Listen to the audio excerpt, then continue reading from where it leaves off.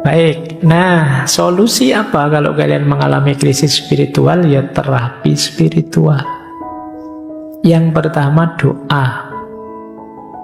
Doa itu tidak sekedar minta pada Tuhan, tapi juga kesadaran kita bahwa kita itu lemah. Ada banyak hal yang kita tidak mampu, maka kita perlu intervensi, perlu Tuhan membantu kita. Jadi, dan bukan masalah dikabulkan atau tidak dikabulkan kalau dalam konteks ini, tapi kesadaran kita bahwa Tuhan selalu ada, selalu hadir, dekat dengan kita, itu sudah membuat kita nyaman. Yang kesadaran ketuhanan, kesadaran ilahiyah inilah yang selama ini sering lepas dari keseharian kita. Sekali-sekali kalau teman-teman bisa ya, coba dicek dalam sehari kira-kira berapa menit atau berapa puluh menit, syukur-syukur ada ndak 1 jam teman-teman melakukan aktivitas dengan sadar bahwa Allah sedang mengawasiku, Allah selalu dekat dengan aku. Pernah ndak begitu? Mungkin sedang kuliah sih dengan dosen, saya kuliah kayak gini, ya Allah ngawasi loh ya saya. Nah itu pernah, kesadaran ini kira-kira berapa persen muncul dalam hidup kita? Wong kadang-kadang sholat saja ndak ada kesadaran itu kan juga. Padahal sholat itu momen ketika kita berhadapan-hadapan dengan Allah, tapi kesadaran itu juga tidak muncul. Kayak kita ngobrol dengan orang, tapi kita tidak peduli yang kita ajak ngobrol siapa. Ya untungnya Allah itu sangat sayang dengan kita. Baik, oke ya, ini krisis spiritual. Selain doa juga ada zikir. Zikir itu ya makna letterleknya ingatan dan sebutan.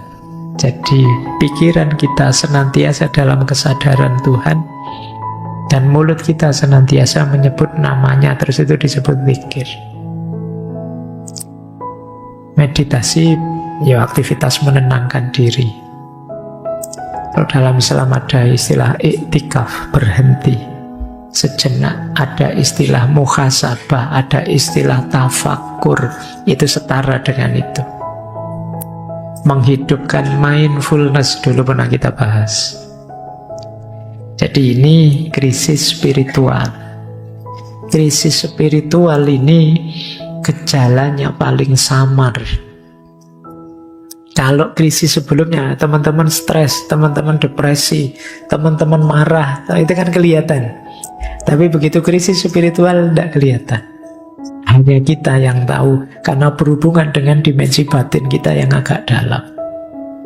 Batin yang lelah, ini masalah emosi. Nah, kalau masalah emosi, menurut Ibnu Sina, solusinya adalah terapi emosional. Nah, terapi emosi kalau tadi logika, ilmu filsafat, kalau ini musik, puisi, dan seni. Nah ini menarik ya. Jangan salah, Ibnu Sina juga ahli musik. Beliau bisa memainkan banyak alat musik, juga bisa menyanyi. Nah, baik. Musik, kata Ibnu Sina, bisa membantu kita untuk meredakan ketegangan, menemukan kedamaian, juga mengekspresikan emosi. Kalau kalian sedang sedih, marah, atau sedang sangat jengkel, itu kan kadang-kadang coba cari alat musik apa, terus kamu main sak kapoke lampiaskan kamu bisa. Nggak bisa Pak saya main Pak, yus dimain ke sak senengmu aja kan sudah bisa untuk pelampiasan. Ada gitar nganggur, kamu genjreng sak kapoke, sak pedote, senare gitu ya wis puas aku misalnya. Nah ini yang disebut terapi emosional. Nyanyi, karaoke, sak keras-kerasnya nyanyilah, itu bisa meredakan ketegangan dalam batin. Jadi musik bahkan bisa mendamaikan, tenang gitu. Kadang kalian dengerin musik apa itu rasanya sudah lupa dengan masalah-masalah yang tadi menegangkan kita. Jadi musik penting untuk membantu kita tenang. Dia bisa jadi katarsis. Lanjut. Terus puisi dan seni. Puisi bisa membuat kita lebih luas. Dulu mungkin teman-teman masih ingat ya, kalau tidak salah tokohnya Hasrat Inayat Khan. Kata beliau, kalau kata-kata sudah tidak berdaya, maka puisi bisa membantu. Kalau puisi juga masih tidak ngangkat, musik bisa mewakili kita. Musik ya, bukan lagunya, bukan syairnya. Kalau syairnya kan cenderung ke puisi, tapi musik itu kan tidak ada kata-katanya, dan kepala kita akan menerjemahkan sesuai kondisi kita masing-masing. Ya nanti kalau digabung dengan pandangan sufi yang lain, pada puncaknya sebenarnya katarsis paling hebat adalah kediaman kita, keheningan. Tuh bisa, tapi yang paling tidak kan, coba kalau teman-teman sedang sangat marah, sedang sangat sedih, dan belum bisa mengatasi sendiri. Misalnya tadi pikiran yang kita minta untuk mengendalikan sudah tidak berdaya karena saking sedihnya kita. Seni dan musik, juga puisi bisa membantu. Setiap kita pasti bisa nulis puisi. Tidak ada puisi yang jelek. Jadi kalau ada orang bilang, ini puisinya jelek, loh justru yang jelek itu lebih puitis. Makanya kalian pede saja, tulis saja, lampiaskan apa yang ada di pikiranmu, suka-suka kamu sudah. Nah, ini kan sebutannya makanya puisi. Ya kalau nulis beneran kan kamu rapi, ada subjek, predikat, objeknya, kalimat utuh. Tapi begitu puisi, sudah nulis saja, tidak usah ditanyakan ini maksudnya apa, itu maksudnya apa, suka-suka kamu saja. Karena memang tujuannya untuk katarsis. Nah, ini wanti-wanti dari beliau. Ini yang kadang-kadang kita berat menjalankannya. Ihdharul batnah.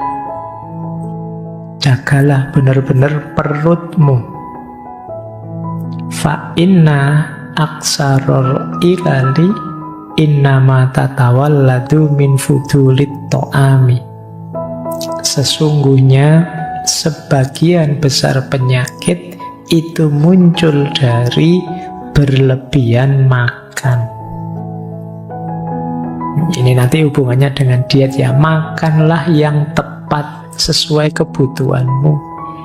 Tidak hanya yang bergizi, tapi termasuk tadi ya, yang sesuai kondisi mentalmu. Mungkin kamu perlu memperkuat unsur apa, melemahkan unsur apa.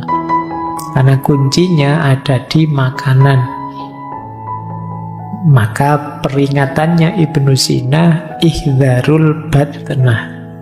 Khawatirlah dengan perut. Jadi jaga. Karena perut kita itu sifatnya sangat toleran, terbuka. Apa saja kita masukkan, dia terima. Kalau mulut kan enggak. Mulut itu pahit, kita muntahkan. Enggak enak, kita lepeh. Tapi kalau perut, kita isi apa saja dia oke. Makanya kita harus menjaganya dari luar. Karena di dalam dia welcome saja sih kita kasih apa. Sarapan gorengan oke. Nanti makan siang gorengan lagi oke. Malam-malam gorengan lagi oke. Seminggu 7 hari Indomie terus oke, enggak apa-apa. Dia nerima saja. Padahal kunci kesehatanmu ada di situ. Ada yang bilang perut itu otak kedua, kepala kedua kita. Jadi sebagian besar penyakit jalurnya di situ. Maka perhatikan apa yang kita masukkan ke dalam perut kita. Baik, ini quote kedua. Kita lanjutkan, ngaji lagi.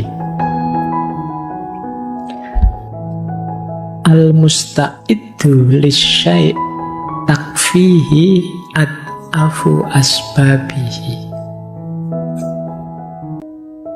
Orang yang siap boleh juga diterjemahkan orang yang sedia, orang yang mau terhadap sesuatu. Itu takfihi, cukup baginya at'afu asbabihi, sebab yang paling lemah, paling ringan, tidak masalah.